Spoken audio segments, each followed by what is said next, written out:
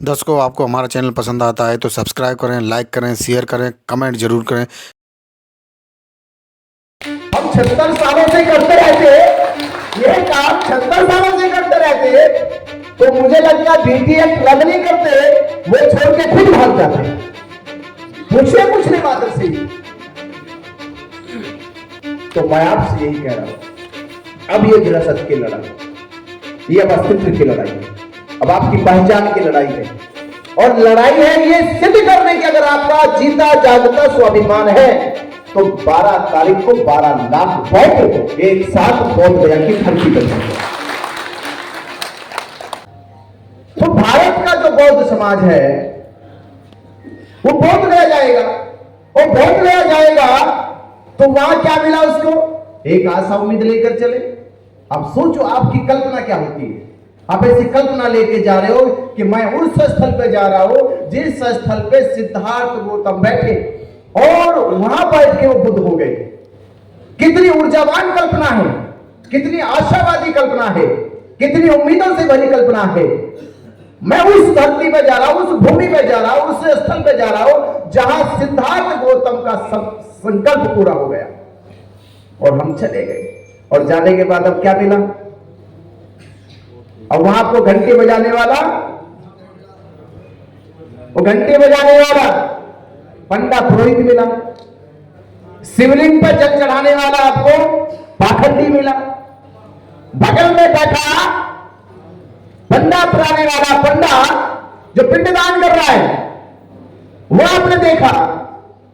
तथागत की 5 पंचतंत्र भाव मूर्तियां को पांडव कहकर पूजने वाला ऐसा मूर्ख पांडा मिला आपको। आपकी अब दशा क्या होगी? कितनी निराशा आपके पास होगी? मनोबल कैसे नीचे गिर जाएगा आपका कि आप अपने बिहार में जाके ये सब देखना पड़ा आपको। और 76 सालों से हम ये देख रहे,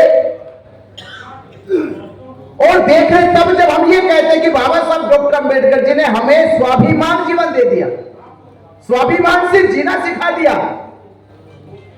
और स्वाभिमान तो मर चुका आपका, स्वाभिमान तो आपका मर चुका। जब आपने 76 सालों से अब तक किसी से पूछा ही नहीं है, आपने किसी से पूछा नहीं है। इसको ऐसे समझ लीजिए, जीता जागता उदाहरण है। हमने 2 मार्च को पूछा, 2 मार्च को पूछा शिवलिंग पर जल चढ़ाने की तुम्हें मान्यता किसने दी, या पिंडदान करने की अनुमति तुम्हें किसने दी? ये बुद्ध की 5 मूर्तियों को पांडे बनाकर पूजने की तुम्हें इजाजत किसने दी? ये 2 मार्च को पूछा गया, 2 मार्च को पूछा गया, और 6 मार्च को लोगों ने ताले बंद कर दिए। 6 मार्च को कैमरा बंद कर दिया, मोबाइल बंद कर दिया, और हमारे पूछने पे मुकदमा दर्ज कर दिया। पर आप सोचो, एक के पूछने से उनके भीतर कितनी हलचल मच गई, कितने बौखला गए, प्रशासन तक बौखला गया।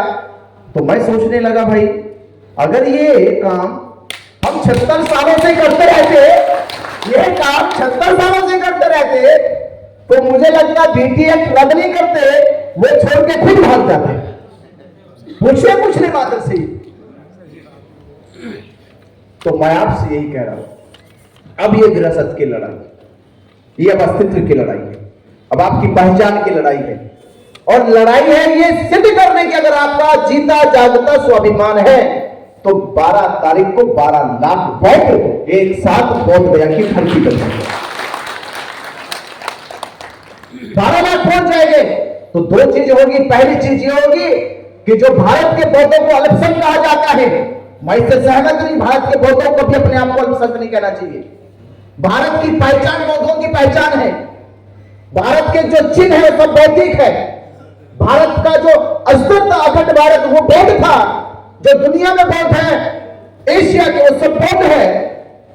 एससी बौद्ध था, ओबीसी बौद्ध था, आदिवासी बौद्ध था, ब्राह्मण को छोड़ के भारत का हर एक नागरिक बौद्ध था।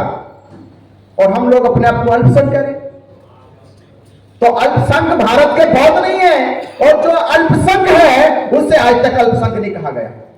अल्पसंख्यक कौन है? आज तक किसी ने कहा उसे?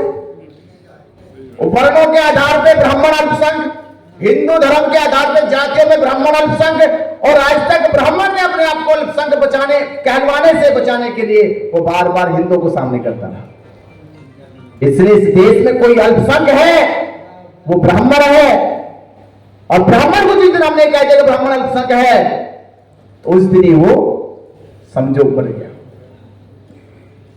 तो मेरी आपसे गुजारिश निवेदन है, इस आंदोलन के लिए अपनी जिम्मेदारी को निभाओ, वो निभालो जिन्होंने ये सपने देखे कि भारत बौद्ध में होगा। ये अवसर है, 100 साल बाद नहीं होगा, 50 साल बाद नहीं होगा। मैं ये कह रहा हूं कि 12 तारीख को 12 लाख बौद्ध चले जाए, उस दिन भारत बौद्ध में हो जाएगा। अपना सपोर्ट, अपना सहयोग इस आंदोलन के लिए जरूर देके जाए। नमो बुद्धाय, जय भीम। तथागत बुद्ध की दया हो, तथागत बुद्ध की दया हो। तथागत बुद्ध की। बहुत बहुत साधुवाद पूज्य भंते जी, आपने इस मुहिम, इस आंदोलन को विस्तार पूर्वक बताया, और बताया किस तरह कुछ तत्वों ने बौद्ध स्थल पर कब्जा किया और उसकी संस्कृति और सभ्यता को बदलने का प्रयास वो लगातार कर रहे हैं। अब मैं इस मंच के माध्यम से आप सब लोगों से ये निवेदन करना चाहता हूं कि जिस किसी साथी के मन में